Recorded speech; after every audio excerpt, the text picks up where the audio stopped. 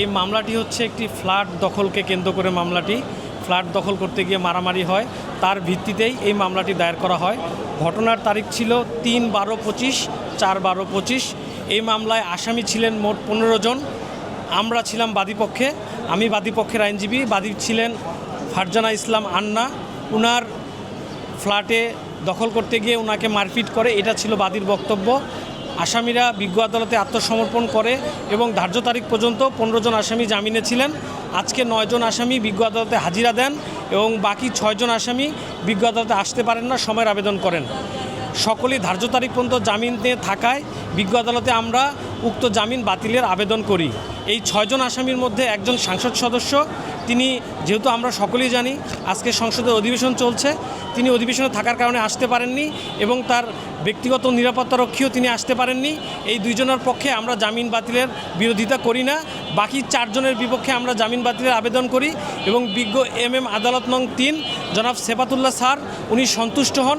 সন্তুষ্ট হয়ে এই 4 জনের জামিনের আবেদন বাতিল করেন এবং তাদের বিরুদ্ধে WA ইস্যু করেন।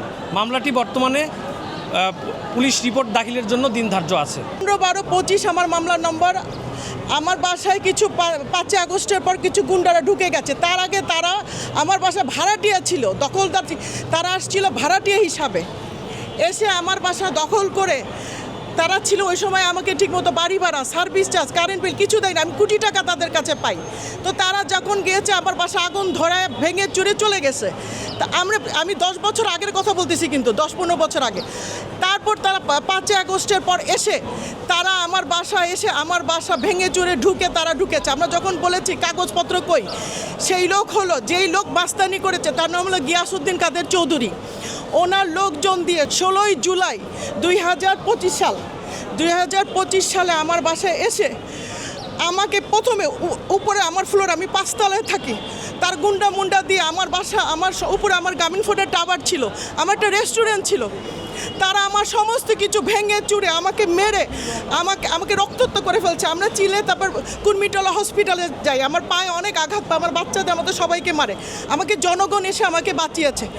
এরপর তারা এসে থামে নাই, তাদের ক্ষমতা। আমি কেন এসে মামলা দিয়েছিলাম জালিয়াতি, এরপর তারা এসে আবার আমাদের সাথে টর্চার শুরু করছে।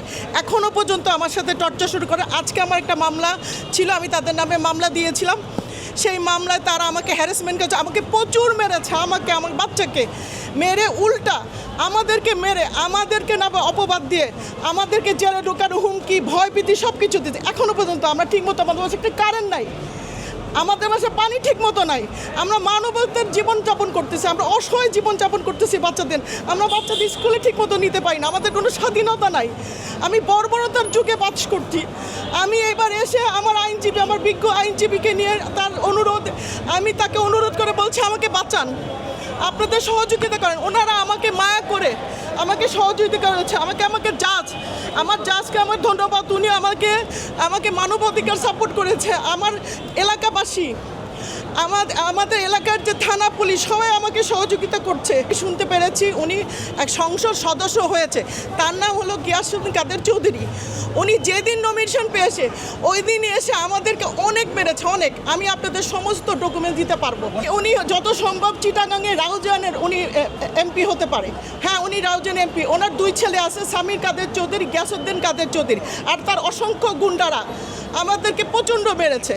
আমি চাই, আমি একটা স্বাধীন দেশের মানুষ।